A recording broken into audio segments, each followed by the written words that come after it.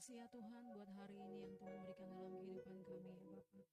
Terima kasih ya Tuhan, biar Engkau Tuhan yang terus menyempurnakan kami dengan sukacita dan berkat Natal yang Tuhan berikan dalam kehidupan kami ya Bapak. Terimalah pujian kami, terimalah rasa syukur kami Tuhan, terimalah segala sesuatunya Tuhan yang kami persembahkan kepadamu ya Tuhan. Oleh karena itu Tuhan, kami membutuhkan firman Tuhan dalam nama Yesus, sehingga kami mendapatkan pesan Natal daripadamu Tuhan dalam nama Yesus, khususnya dalam ibadah malam Natal ini Tuhan.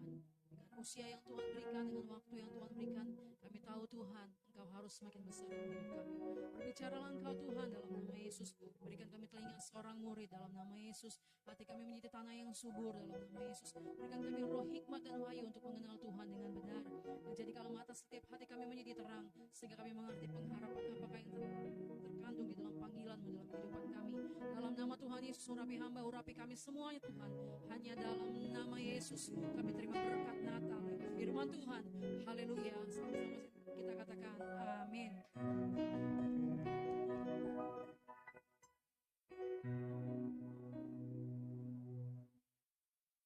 Shalom semuanya, saudara-saudari yang dikasih dalam Kristus Yesus Tuhan. Shalom. Apakah saudara sudah mengucapkan selamat Natal kepada keluarga, saudara, kerabat, atau setelah ibadah ini ya? Hari ini adalah ibadah malam Natal ya. Saya percaya di grup-grup kita pun sudah ada selamat Natal gitu ya. Sudah banyak ucapan-ucapan Natal yang kita terima ataupun kita mengucapkan selamat Natal. Oleh karena itu, di kesempatan ini saya ucapkan selamat Natal buat kita semuanya. Haleluya, amin. Sebagaimana tema kita hari ini adalah Kristus, Raja dalam keluargaku. Jadi pesan Natal, tema Natal gereja His Grace Church adalah Kristus, Raja dalam keluargaku. Sama-sama katakan, Kristus, Raja dalam keluargaku. Mari kita buka firman Tuhan dari Injil Matius 1, dari Matius 1 ayat 21 sampai 24. Matius 1 ayat 21 sampai dengan 24. Sekali lagi untuk menghormati firman Tuhan yang adalah kebenaran dan firman Tuhan yang hidup yang adalah Yesus itu sendiri, saya mengajak Bapak Ibu untuk kita boleh bangkit berdiri. Kita baca bersama-sama. Matius 1 ayat 21 sampai dengan 24. 3, 2, 1. Ia akan melahirkan anak laki-laki, dan engkau akan menamakan dia Yesus, karena dialah yang akan menyelamatkan umatnya dari dosa mereka. Hal ini terjadi supaya genaplah yang difirmankan Tuhan oleh Nabi. Sesungguhnya anak darah itu akan mengandung dan melahirkan seorang anak laki-laki, dan mereka akan menamakan dia Immanuel, yang berarti Allah menyertai kita. Sesudah bangun dari tidurnya, Yusuf berbuat seperti yang diperintahkan malaikat Tuhan itu kepadanya. Ia mengambil Maria sebagai istrinya. Amin. Silakan duduk kembali, saudaraku di dalam Tuhan. Saudara di sini yang sudah berkeluarga, tentunya ada. Yang nantinya juga akan berkeluarga, tentunya kita semua gitu kan ya. Dalam sebuah kehidupan ini ada siklus gitu kan ya. Kemudian kita lahir, besar, dan kemudian kita dewasa, dan kemudian menikah. Pada saat seorang suami, istri hamil gitu kan ya, dan kemudian dipercaya oleh Tuhan, dan kemudian pasti ada percakapan, perbincangan antara si laki-laki dan perempuan, si suami dan si istri. Kira-kira ini, kalau anak kita nanti perempuan, siapa namanya? Kira-kira ini, kalau nanti anak kita laki-laki, siapa namanya? Dengan sebuah tujuan, harapan anak itu akan menjadi seperti apa yang kita harapkan dari nama tersebut. Benar ya? Rata-rata pada umumnya seperti itu. Nanti anak ini akan begini, harapannya akan begini. Ya, saudara di dalam Tuhan, anak saya itu namanya panjang banget gitu kan ya. Sampai ya mungkin dia sedikit mengeluh untuk hal tersebut. Ya namanya nama pemberian dari orang tua saya, nama pemberian dari orang tua papanya gitu kan ya. Dengan harapan-harapan dari setiap kata, setiap nama-nama yang tertera di dalamnya. Nah, salah satunya itu dari orang tua saya itu ada namanya Mauli. Mauli itu diambil sebenarnya dari Mauliate, ya kan, dari bahasa Sumatera Batak gitu ya. Terima kasih, cuma Cuma dipersingkat menjadi Mauli gitu saudaraku. Dan saya percaya Bapak Ibu yang ada di sini juga pasti punya pengharapan untuk nama anak-anaknya. Bisa jadi suatu ucapan syukur ataupun menjadi sebagai suatu janji nazar, dan Tuhan ini anak ini akan menjadi seorang pelayanmu, Tuhan dia akan menjadi begini dan begitu. Siapa yang setuju? Benar gak? Ya kan? Oleh karena itu, nah di sini dikatakan di dalam ayat 21 saudaraku, ia akan melahirkan anak laki-laki dan engkau akan menamai dia Yesus. Nah, Yesus itu adalah artinya Allah menyelamatkan. Dalam bahasanya, dalam penulisannya YHWH yang itu sangat sakral untuk penyebutannya. Jadi Allah menyelamatkan, Yesus Allah yang menyelamatkan.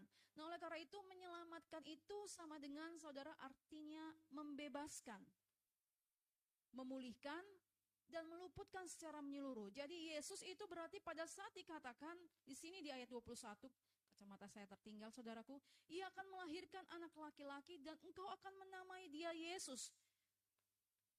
Menamakan dia Yesus berarti Yesus ini yang akan menyelamatkan. Yesus ini yang akan membebaskan. Yesus ini yang akan memulihkan.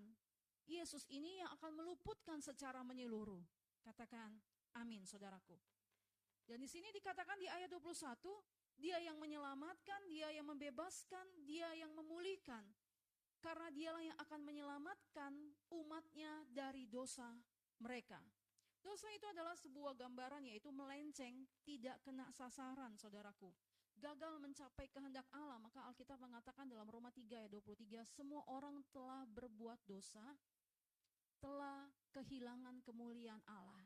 Makanya dalam arti seorang anak kecil yang masih mungkin beranjak belajar berjalan, enggak diajari sudah bisa yang namanya berbohong. Kenapa? Karena sudah ada benih, ya kan?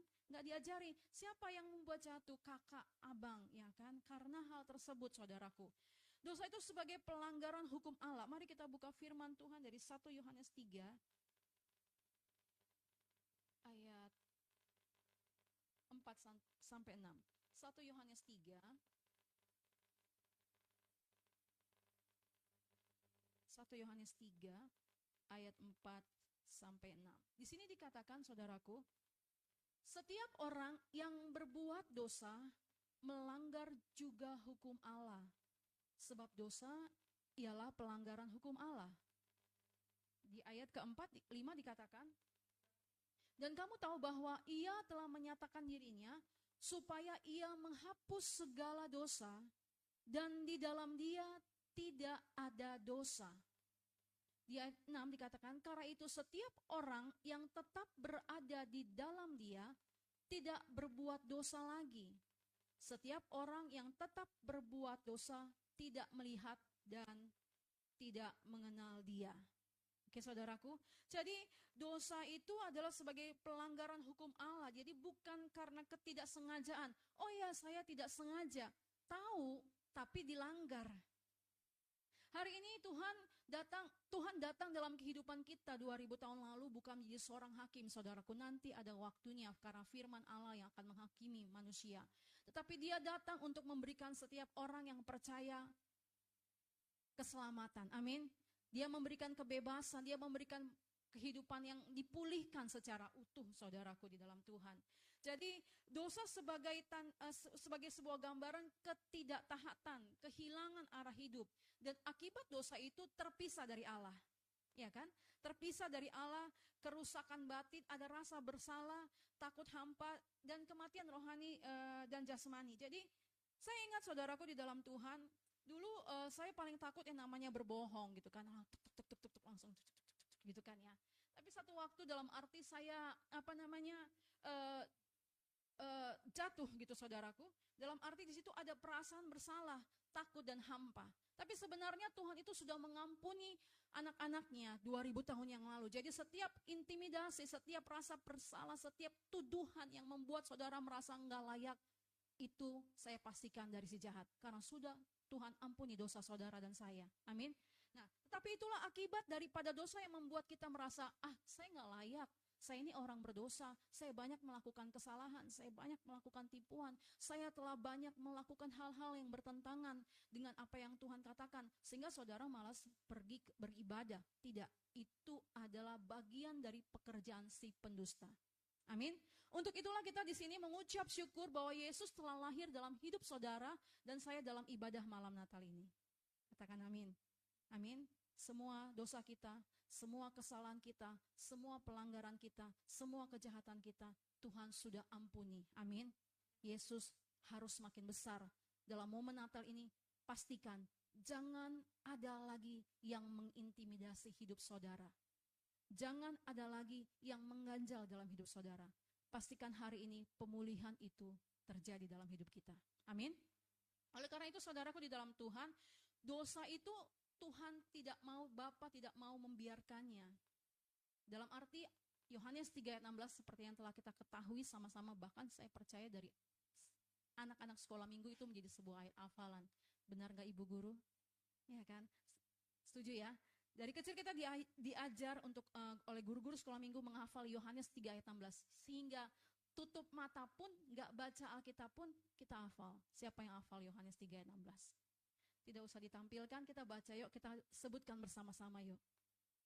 Karena begitu besar kasih Allah akan dunia ini, sehingga ia mengaruniakan anaknya yang tunggal, supaya setiap orang yang percaya kepadanya tidak binasa, melainkan beroleh hidup yang kekal. Karena begitu besarnya kasih Bapa dalam hidup saudara dan saya, bukan hanya kepada buat orang lain firman Tuhan ini, tapi buat saudara secara pribadi, buat saya secara pribadi. Karena begitu besarnya kasih Tuhan dalam hidup saya, saudara harus berkata seperti itu. Bapak, ibu, saudara mengasihi saudara dan saya. Setiap orang tua pasti mengasihi anak-anaknya. Tapi ingat, ada seorang pribadi yang jauh melampaui dari kasih seorang bapa di dunia ini, kasih seorang mama di dunia ini, yaitu Bapa Surgawi, yang menerima saudara dan saya apa adanya. Untuk itulah kita di sini mengucap syukur untuk Natal, untuk kelahiran Yesus dalam hidup kita. Amin, saudaraku. Yang di sini katakan Kristus Raja dalam keluargaku. Kristus Raja dalam keluargaku. Kristus yang artinya yang diurapi. Yesus, namanya Yesus yang akan menyelamatkan. Namanya Yesus yang akan membebaskan. Namanya Yesus yang akan memulihkan. Namanya Yesus yang akan menyembuhkan. Jadi Yesus yang Kristus yang diurapi itu, yang saudara dan saya percaya, yang saudara dan saya hadir di sini, bukan karena untuk melihat siapa yang akan berkhotbah, bukan karena untuk melihat, atau bukan karena untuk ya biar saya ibadah, gembala saya nanti saya senang, tidak. Tapi saudara dan saya di sini ada karena saudara mengucap syukur bahwa Tuhan itu, Yesus telah menyelamatkan saudara dan saya. Katakan amin. Ya kan? Nah, kalau kita membaca dalam Injil Yohanes, saudaraku, kita membacanya itu menunjukkan siapa Yesus. Nanti saudara bisa baca Yohanes 1 ayat 1 sampai 4. Siapa Yesus? Dia adalah firman Allah, ya kan? Dia adalah terang itu. Tapi Injil Matius ini yang kita baca sebagai tema daripada Natal PGI, yaitu saudaraku mengajak kita untuk apa Yesus datang ke dunia. Katakan amin. Untuk apa Yesus datang ke dunia ini? Untuk apa Yesus datang dalam hidup kita? Yesus itu datang bukan hanya sebagai guru, saudaraku, tetapi sebagai raja penyelamat atas akar masalah keluarga. Amin. Masalah keluarga bukan hanya sekedar ekonomi. Masalah keluarga bukan hanya sekedar utang piutang, tidak saudara, atau karakter. Tetapi sebenarnya akar masalah dalam sebuah keluarga, dosa, luka batin, berbicara mengenai masalah hati. Sehingga ada keluarga-keluarga di luar sana terjadi mungkin namanya perselingkuhan, anak-anak memberontak kepada orang tuanya, orang tua sakit hati sama anaknya, itu berbicara mengenai hati. Dan kabar baiknya Natal ini, hari ini kita berkumpul, Tuhan mau memulihkan hati setiap kita. Amin. Jangan biarkan Natal tahun ini keberadaan hati kita yang masih terluka, kemarahan kita, kekecewaan kita kepada anak, kekecewaan kita kepada orang tua, itu masih kita bawa-bawa di hari esok. Kabar baiknya, Yesus yang sangat mengasihi saudara dan saya, Dia mau memulihkan hati kita. Jadi persoalan masalah dalam sebuah keluarga bukan aja, oh ya, saya punya utang cicilan untuk bayar kuliah. Saya punya utang untuk bayar cicilan kontrakan. Saya punya utang untuk bayar listrik, air dan sebagainya. Tapi sekarang sebenarnya Natal ini berbicara bagaimana Tuhan memulihkan hati kehidupan kita. Amin. Tuhan harus memulihkan. Tuhan harus memulihkan saudara dan saya berkata, Tuhan pulihkan.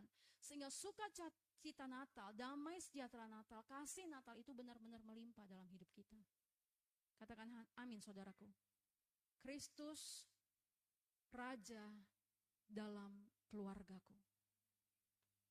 Saudara, saya nggak panjang-panjang dalam berkhotbah pada malam Natal ini.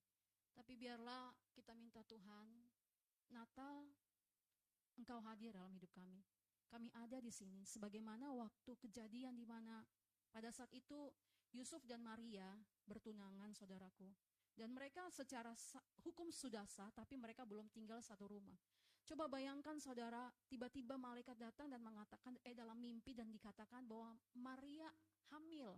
Bagaimana Yusuf bergejolak di dalam pikirannya dengan gambaran di masa itu, apabila seorang yang istilahnya kan itu kan menjadi sebuah aib ya, hamil walaupun mereka sudah sah secara hukum tapi belum tinggal satu rumah. Dan Yusuf harus menanggung beban yang sangat berat itu, saudaraku. Dia pasti menjadi bahan pembicaraan, menjadi bahan gosip. Dan kalaupun itu bisa terjadi, Maria bisa dirajam sampai mati. Karena apa? Dia hamil. Tetapi di sini kita akan belajar mengenai Natal malam hari ini bahwa Tuhan mau untuk setiap kita. Nanti di poin terakhirnya adalah berbicara mengenai ketaatan. Jangan katakan kita mengasihi Tuhan kalau kita nggak taat. Jangan kita mengatakan mengasihi Tuhan kalau kita dengan sengaja melanggar apa yang firman Tuhan katakan. Tapi kalau dulu kita mungkin pernah melanggar firman Tuhan, Tuhan mau hari ini kita berkata, Tuhan tolong saya untuk saya hidup sesuai dengan firman-Mu. Amin. Biar itu menjadi sebuah cerita kesaksian bahwa yang lama sudah berlalu, sesungguhnya yang baru sudah datang. Katakan amin. Nah saudaraku, di dalam Tuhan di sinilah dikatakan bahwa Ia akan melahirkan anak laki-laki dan engkau akan menamakan dia Yesus. Ingat, Yesus artinya Allah menyelamatkan, Allah membebaskan, Allah memulihkan, Allah menyembuhkan.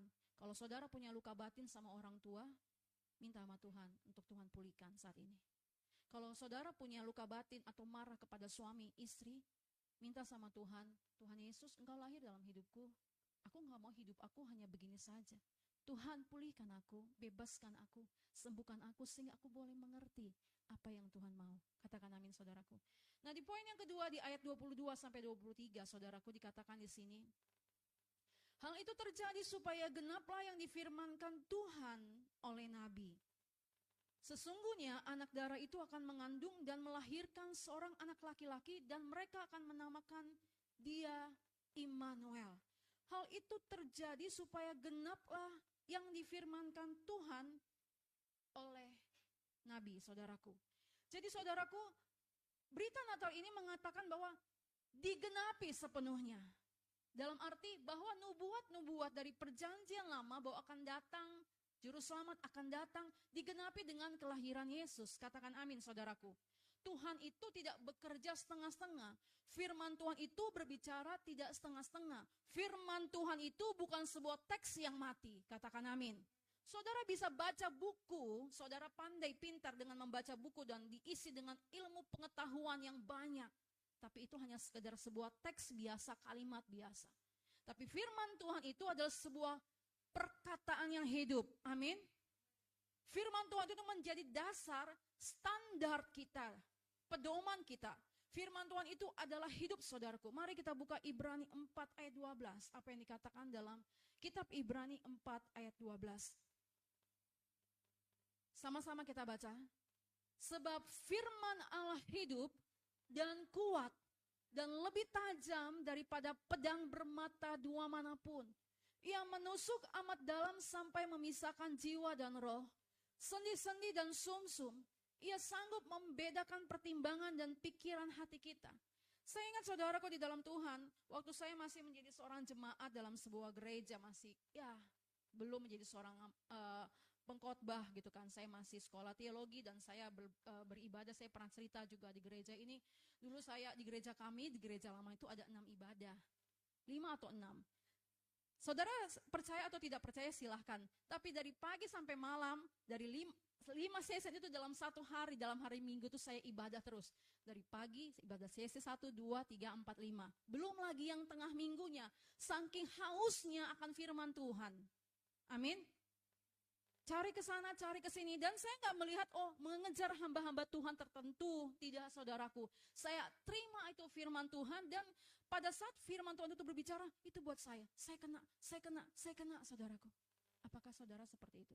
Di sini dikatakan sebab firman Allah hidup dan kuat.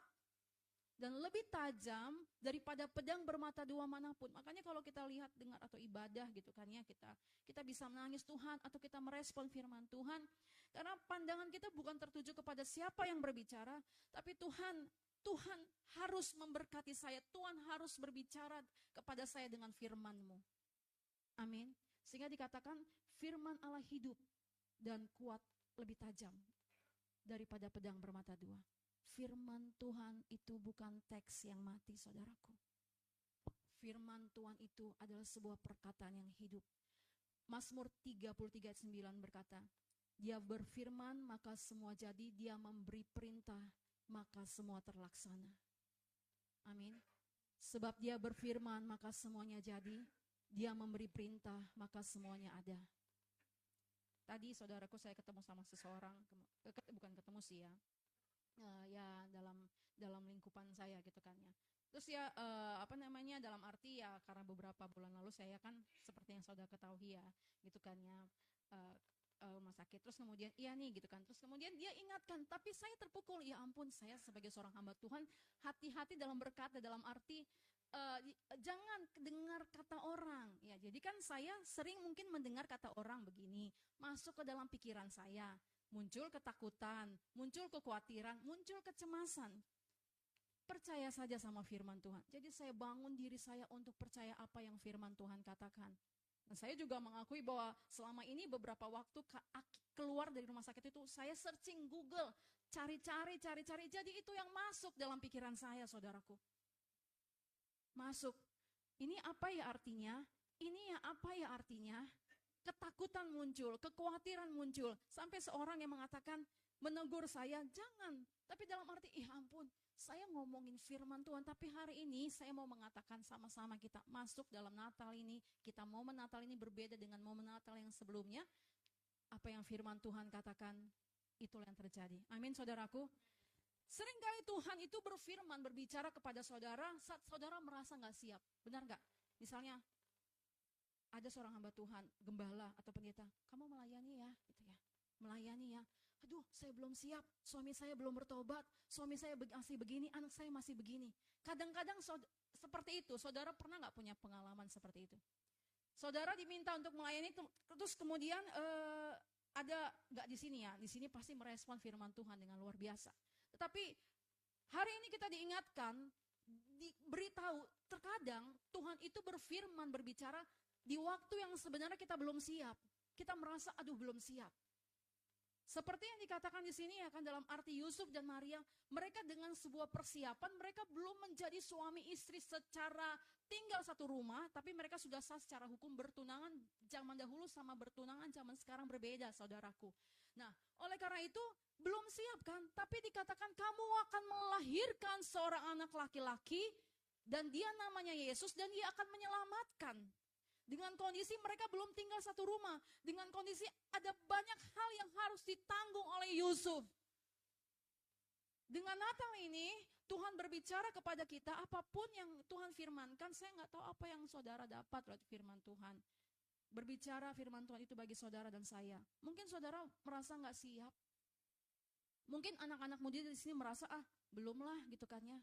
Mungkin anak-anak muda di sini mengatakan nggak bisa seperti itu. Tapi mari saya berdoa, kita sama-sama berdoa. Tuhan, biar berkat Natal, kelembutan itu, pengertian itu Tuhan berikan bagi saya. Amin. Supaya kita sama-sama menerima berkat Natal bukan hanya sekedar baju baru, bukan hanya sekedar penampilan baru, bukan hanya sekedar gaya rambut yang baru, bukan sekedar hanya sesuatu yang baru yang saudara miliki sekarang saat ini, tapi sebuah pembaharuan budi dalam kehidupan kita masing-masing. Karena firman Tuhan berkata, janganlah hendaknya kamu serupa dengan dunia ini, tetapi berubahlah oleh pembaharuan budimu, sehingga kamu dapat membedakan manakah kehendak Allah, apa yang baik, yang berkenan kepada Allah dan sempurna. Secara mudah, masih muda, mungkin anak-anak muda di sini mengatakan nggak bisa seperti itu, tapi belajarlah sebagaimana Yusuf berkata, dia mau belajar taat. Dia nggak banyak argumen. Di ayat 24 dikatakan, saudaraku, saya akan bacakan di ayat 24 di ayat terakhirnya. Sesudah bangun dari tidurnya, Yusuf berbuat seperti yang diperintahkan malaikat Tuhan itu kepadanya. Ia mengambil Maria sebagai istrinya. Saya ulangi lagi, saudaraku. Sesudah bangun dari tidurnya, Yusuf berbuat seperti yang diperintahkan malaikat Tuhan. Apakah Yusuf berargumen? Apakah Yusuf mengatakan, Tuhan, saya nggak bisa, saya nggak mampu? Tetapi di sini Tuhan mengingatkan dalam pesan Natal, supaya kita belajar dan kita melakukan apa yang firman Tuhan katakan. Rasanya nggak mudah, rasanya sulit, tapi apa yang firman Tuhan katakan, kalau kita mau meresponnya dan kita berdoa, Tuhan, kami rela seperti Maria, jadilah padaku seperti apa yang Engkau katakan, sebagai sebuah sikap kerendahan hati. Tuhan mengingatkan kita dalam Natal ini, mari kita rendah hati sama-sama, saudaraku. Mari kita sama-sama saling mengampuni, mengasihi. Bapak, Ibu, Saudara di dalam Tuhan yang mendengarkan siaran daripada gereja kami, Tuhan mau memulihkan hubungan para suami dan istri, orang tua dan anak, anak dan orang tua. Karena apalah artinya, istilahnya saudaraku di dalam Tuhan, kita Natal itu hanya sebagai rutinitas, tidak saudaraku. Tapi Tuhan mau yang dikatakan Yesus itu harus semakin besar dalam hidup kita. Masakan Yesus itu hanya sebagai seorang bayi yang kita gendong-gendong, tapi biarlah Yesus itu semakin besar yang berjalan bersama kita. Yang dikatakan dia adalah Tuhan Immanuel yang menyertai kita. Dia nggak membiarkan saudara dan saya berjalan sendiri. Amin. Yesus nun jauh di surga sana, susah banget saya mendapatkannya. Enggak, tapi dia ada dalam hidup kita. Dia ada dalam hidup kita. Saya merenung-renungkannya, Tuhan kau ada dalam hidup saya nggak sendirian. Walaupun saya mungkin jatuh bangun, saudaraku, banyak hal yang saya lewati. Tapi saya tahu Tuhan, saya boleh bisa berdiri tegap sampai hari ini, itu karena Tuhan. Dan saya percaya saudara pun bisa berdiri tegap sampai hari ini bukan karena Tuhan. Banyak pergumulan, persoalan dalam sebuah keluarga. Bohong namanya tidak ada persoalan dalam keluarga. Yang mungkin kita lihat baik-baik saja. Tapi mereka bisa bertahan sampai puluhan tahun, sampai belasan, atau mungkin masih umur jagung. Itu semua karena Tuhan. Amin.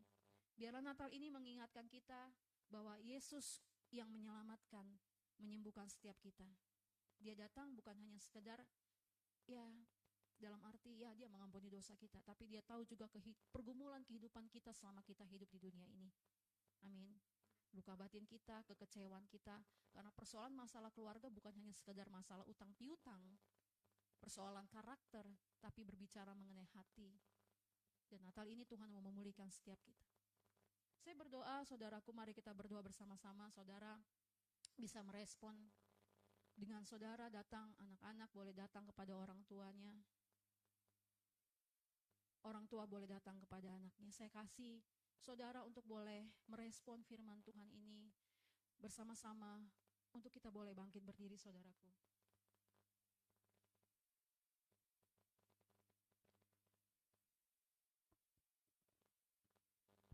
Yusuf memilih taat sekalipun namanya saya pasti, walaupun Alkitab tidak menceritakan secara detail bahwa dia harus menanggung rasa malu.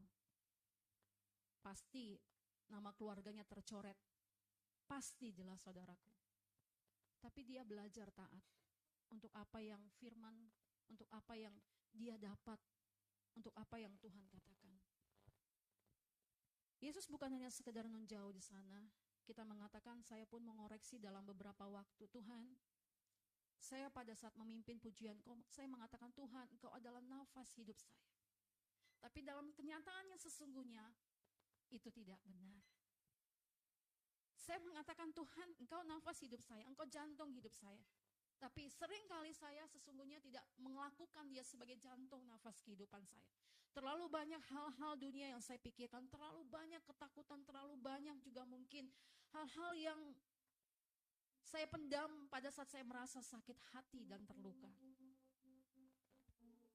Seharusnya pada saat kita merasakan dan mengatakan, Natal, Yesus Engkau lahir dalam hidup kita, kami.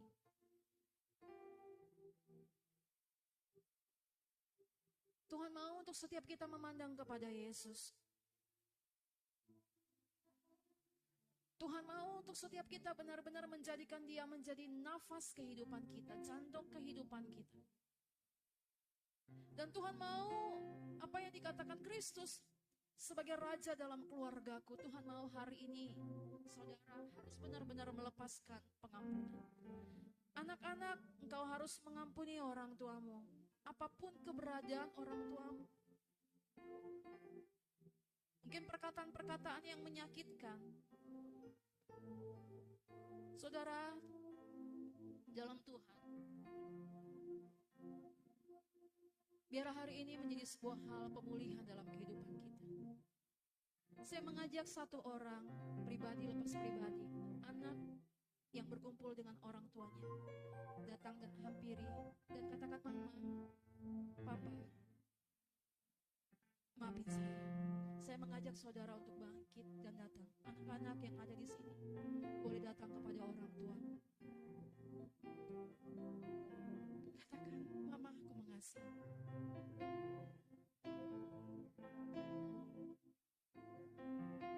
Datang kepada orang tuamu.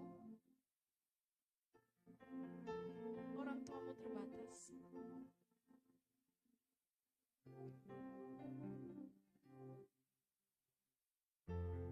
Dan orang tua boleh datang kalau tadi anak yang datang. Kembali orang tua boleh datang kepada anaknya.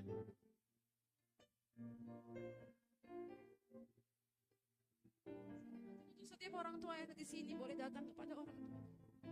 Orang tua datang kepada anaknya. Mungkin rasa ego kita.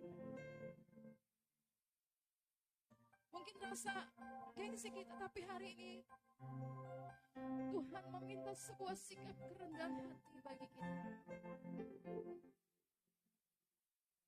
Tuhan meminta sebuah sikap kerendahan hati, saudaraku.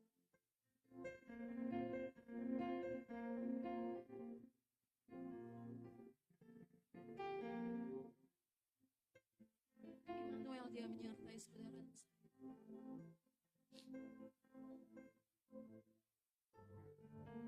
Bahkan pada saat dia berfirman, saudara mungkin merasa belum bersiap.